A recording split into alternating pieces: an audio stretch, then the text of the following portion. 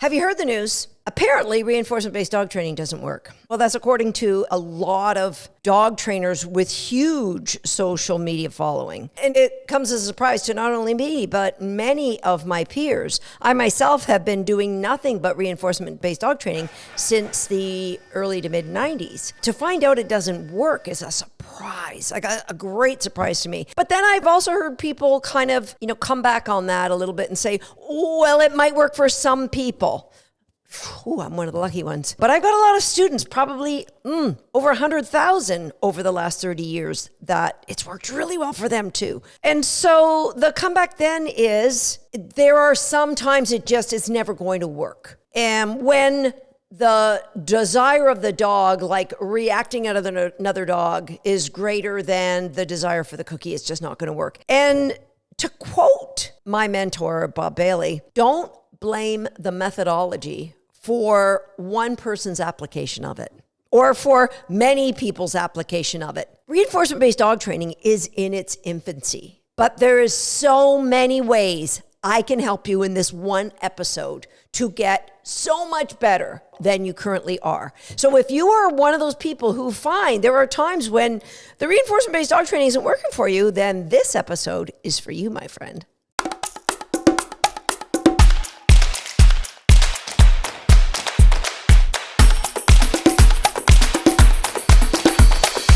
Hi, I'm Susan Garrett. Welcome to Shaped by Dog. And I've just heard this statement so many times recently, and I thought I got to do a podcast about what I've observed most recently where it appears that the reinforcement-based dog training is not working. And it reminds me of a quote. I don't know who said this one. It was, those of you who keep saying this thing can't be done need to stop interrupting those of us who are successfully doing it. Reinforcement-based dog training is really in its infancy. I mean, it's been around since the dawning of time. I mean, that's how animals have avoided being killed. That's how they've gotten what they want. Just look at a crow and you can see reinforcement animal training really does work. So there's no debating that reinforcement training works. The question is, does reinforcement-based dog training, with the absence of verbal intimidation, of the threats or physical corrections on a pinch collar, on a choke chain, on an electric collar, are all of those things necessary for dogs to be well trained? Obviously, no. And I mean, I've trained myself many different breeds of dogs, and as have my students. But yet, I will agree, I have seen times, as recently as today, where it appears that the reinforcement-based dog training isn't working. And so I want to talk about just a few of those incidences and give you some key insights into why it could be happening and what you could be doing differently to get a better outcome. Like, be one of those of us who are saying, heck yeah, reinforcement dog training certainly does work. So I'll give you a few examples. One personal story of mine, back in 2004, I got a red border collie puppy named Encore. She was amazing. Yes, she was trained in our game-based, reinforcement-based dog training programs. Yet at 6 months old, she still was very triggered by dogs running, by bicycles, basically motion. Action was very triggering for her. So how can we stop that with reinforcement-based dog training, or how has it gone wrong? Another example would be a dog who's reactive to other dogs. You're walking down the street, I've been giving him cookies all the time, and he still reacts to these other dogs. I really am starting to believe that this isn't going to work. Third example, today, I was volunteering at a kennel club trial, and I saw so many different breeds of dogs. There was actually only 3 border collies in this entire trial. There were probably 100 or more dogs. Unusual to be at an agility trial with only 3 border collies, but it was really cool. There was this really cool little beagle. Super cool. There was some wired-haired Vizslas. I've never seen them before. There was red and white Irish setter. There were some really unusual breeds. But I saw a lot of people that when they took off the leash, the dogs left the ring or they sniffed. They just didn't want to do the agility. So all of those 3 seem like really dramatically different examples, but I think there's a common theme amongst them. So let's talk about how reinforcement-based dog training really works and why it might not be working for some people. Now, I'm going to get a little bit geeky here, but stick with me. I've got some simple solutions that everybody's going to understand. But of course, I'm a scientist at heart, so I have to bring the science into what I'm going to talk about. When we are dealing with a trigger that we want to overcome, a scenario with our dogs, there's a number of things that we can do. Let's say, for example, my dog is very triggered by bunnies. I have to eventually be able to walk my dog through the middle of a bunny farm. You know this is a fictitious place, right? I mean, imagine somewhere in this world there might be free roaming bunnies in multiple numbers, but I use it as a great fictitious example because anybody, and I know not all countries of the world have bunnies everywhere, but you probably have your own little critters roaming around that you can make them into a farm. So most people understand that a bouncing bunny is something that will trigger a dog's prey instinct, really almost no matter what breed of dog that it is. And so there are several ways to get the dog through the bunny farm without using physical corrections or verbal intimidation. So the first thing you could do is if you had a really, really high value reward, like say a tennis ball or a great big meatball, and the bunny farm wasn't that big, you might be able to put the tennis ball or the meatball on your dog's nose and make your way through the bunny farm. Is that an example of reinforcement-based dog training working? No, not at all. That's an example of you masking your dog's emotional state by the presence of something that they really, really like. And it's not going to work for all dogs. If dogs have had success, a history of success chasing and capturing bunnies, that probably isn't going to work for those dogs. If the bunny farm is really big, eventually it may not work for all dogs. But people think it's an example of reinforcement-based dog training when really it isn't. It isn't. It's a way to get you out of a situation, to keep your dog's emotions under threshold until you can get them out of that situation. So if you've seen it happening a lot and people think they're training their dog, you might want to direct them to this episode because really you're not training. You are subduing emotions by presenting an overpoweringly reinforcing stimulus to your dog. All right, it's done, but it's not training. It's not even pattern training because you really don't allow the dog to experience the emotions of seeing these bunnies going because you are, got them captivated by whatever it is that reinforcement is in front of their face. So masking is something that, hey, we may need to do, but really the approach that reinforcement-based dog training is going to work in all of those situations is going to be a 3-step process. The number one thing you're going to do is you're going to desensitize the dog. So I mentioned that my Border Collie Encore was very triggered by motion. And so what I would do with her, I actually took her to an agility trial that had a hill. I sat up on the hill far enough away that she could see the dogs, but she wasn't, like her toenails didn't come out and she didn't start vocalizing. And she was like, they're there, but they were a long distance away, maybe a football field away. So she watched them, but then she was happy to just chill with me. I would give her cookies every now and again. I would break it off and play a game of tug every now and again. But what I was working on is what is the distance away that I have a dog in an emotional state that she can be engaged in a way that allows her to think. So what is that distance for your dog? My dog, Buzz, he was the biggest challenge, and probably because I knew the least.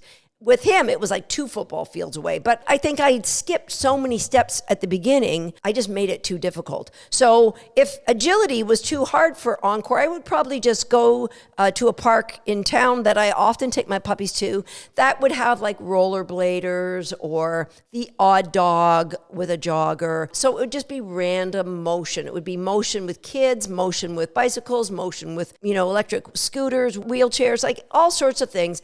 And that would be the first step in the desensitization. Now, what if you skip desensitization and you went right on to step 2, which is counterconditioning? Counterconditioning would be my dog sees the motion and I give them something that they want. Here's how reinforcement-based dog training fails when we're counterconditioning. Number 1, people might say, oh, my dog likes liver. And you might go, there's a dog. I think there's a dog coming. I hear the jingling. I'm going to start giving my dog the liver.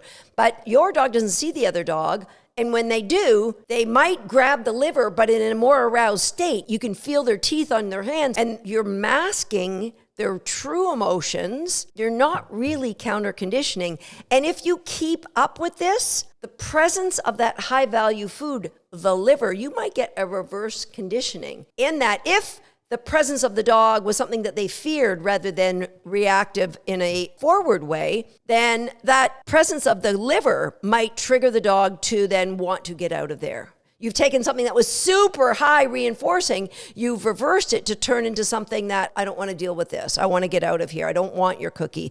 And so you'll get high value cookies and you turn them into cookies that you can't use. So counter conditioning in the midst of a big fear, which is what I try to tell my balanced training friends when they say, how are you going to deal with this dog that they've got strung up because it's aggressing towards another dog?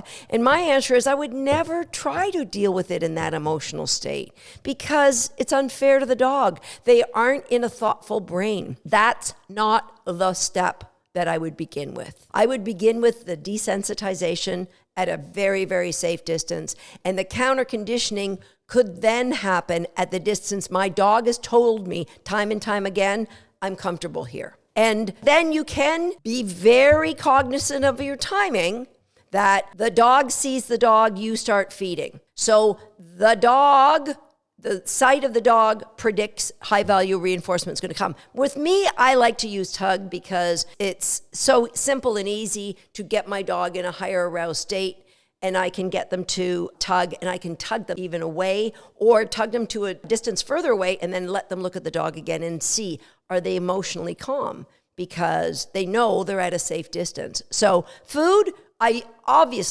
absolutely use food, but I will also use tug from a safe distance. I'm not going to use tug up close because that might get the other dog aroused, and we don't want that. So once I've worked on counter conditioning, remember, counter conditioning is not dog training. It's building a relationship between a stimulus that your dog is either worried, stressed, triggered by, with a stimulus that you know is very reinforcing for the dog, all right? So you might have your car nearby. The dog sees another dog, they get to get in the car. So that the presence of that other dog means a car ride if that's what they love. So it can be any number of things. Obviously, food's used the most because we can get many reinforcements in during the presence of that dog.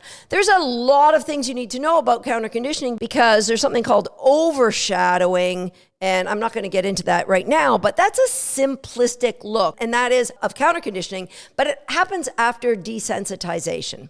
Now, once Encore has been desensitized and I've worked on counter conditioning, I now have her at a place where I can use operant conditioning. This is where my reinforcement-based dog training is going to work now, people. It wasn't going to work before. It wasn't, because my dog's emotional state would never have allowed it to happen. And so now, operant conditioning, the A, the B, the C. The A, you all know this story, right? The A, the antecedent, could be a cue, sit. It could be a trigger, the sight of another dog, or for Encore, dogs running and doing agility. And then we get the B. What is the behavior you're going to choose? So if it's lunging, then I know my counter conditioning wasn't working, so that I need to go back to either desensitization or counter conditioning. My dog is not in a place where she is ready to make operant choices. The B, the behavior, is the dog's choice. We don't force it, right? Putting the meatball on the face, masking, that's taking away the dog's choice. The ABCs, the dog has to make a choice. And we never put a dog into a position of wanting to work on ABCs unless the dog, number one, feels safe, number two, feels confident. That's the two things we need before we can start working on our ABCs. So I've got Encore in a position where she sees the dog at ringside going to do agility. And what does she do? She looks up at me and I go, yes. Give her a marker, tell her strike. Well, back then I didn't use strike, I used get it. And then what I would do is move away from the ring, a safer distance, and then have a little tug game and then bring her back up. She might watch a little bit and then she'll look back at me and I'll say, hey, you want to go play a game? Boom, back we go. A, B, C. Choices involved. The C, the consequence, is a fun game of tug, or I might not play tug. I might praise her for checking back in with me. Exactly what I wrote about in Shaping Success that I did with Buzzy. Look at the thing that you're a little bothered by, check back in with me, and earn high value rewards. So that is how reinforcement-based dog training works. If we have a dog who's overstimulated, we work at desensitizing them, getting their emotions into a place where they can be under threshold, where we can then counter condition, meaning create a new trigger. Then we're going to give them some choices. So getting back to today, when I was at this agility trial, and here's what I would see. I would see a lot of people feeding their dog. It was like the pre-run cookie stuffing event. They were giving the dogs cookies, probably to keep them distracted from sniffing or whatever it was. But what were those cookies for? Were they desensitizing anything? Were they counterconditioning anything? Were they the consequence for a choice? The answer in my mind was no. Because one cookie was coming so fast after the other, the dog didn't have a chance to make a choice. So if you have a dog that might chase, you've got to work through those, the desensitizing, the counterconditioning, and then the ABCs. I don't think that was the case for all of these dogs. I think they were kind of giving like promissory notes. Go in there and do the thing, and you'll get more when you get out. But when they went in there, a lot of these dogs just disengaged and sniffed or went around the jumps or went and visited the judge. And why then that reinforcement-based dog training not working?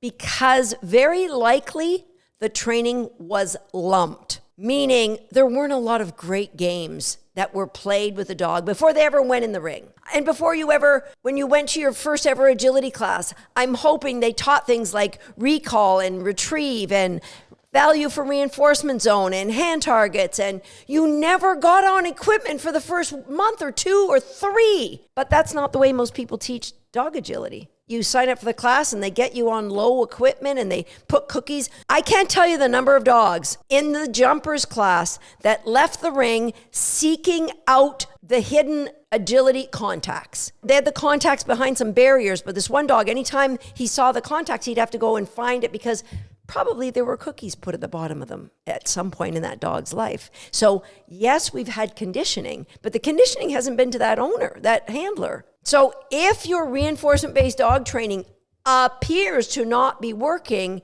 I promise you it is not the methodology. It's the application of the reinforcement in the training. If you can, jump over to my YouTube channel. Click on a playlist and deep dive into any topic from puppy training to reactivity to trick training to creating targets. That's what's going to help you understand the ABCs of dog training so that you too can be somebody that says 30 years from now, I've been doing reinforcement-based dog training for 30 years and it's worked amazing for me. I'd love to get your feedback on this. Jump over to my YouTube channel, leave me a comment, and while you're there, please subscribe to the channel, give us a like, because that's how you tell the fine fairies at YouTube that our content is worth sharing with other dog owners just like you. I'll see you next time right here on Shaped by Dog.